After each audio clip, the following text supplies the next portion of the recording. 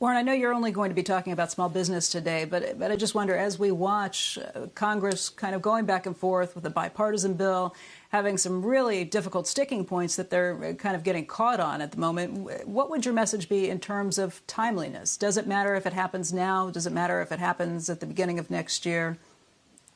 It's got to happen soon.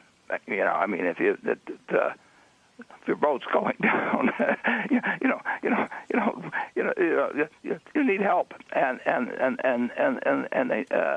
a great many of them need it now. As David said, 52% of them are not taking anything out of their business. At Berkshire, we've bought a few small businesses. We bought from Doris Christopher 40 years ago. Well, we bought it 20 years ago, but 40 years ago, she borrowed $2,500 on a life insurance policy. She had two little girls. And that company now has 100,000 people, working for it. Mrs. B at the Furniture Mart, she came over, arrived from Russia, couldn't speak English or read it, and arrived in Seattle in 1915. And that company employs. She started finally with $2,500 also, and then that company now employs probably 10,000 people. And so it's the seed corn of the America of 2030 and 2040, and we artificially, for good reason, but we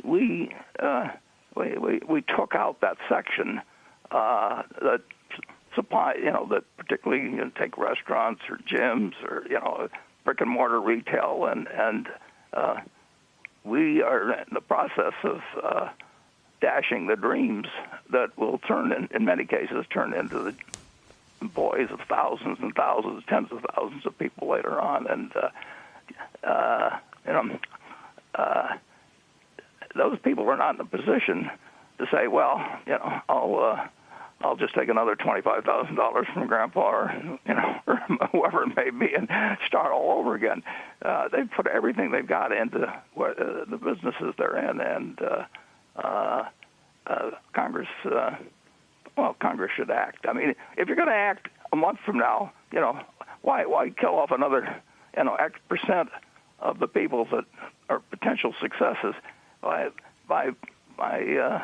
procrastination or arguments or political differences. We know it's a good idea. We've already done it. But what we didn't know was exactly how long the pandemic would last and how long people would have lingering fears and so on about going into restaurants or whatever it may be, or gyms. But we know it's going to come back, so let's get people to cross the bridge. Shepard Smith here. Thanks for watching CNBC on YouTube.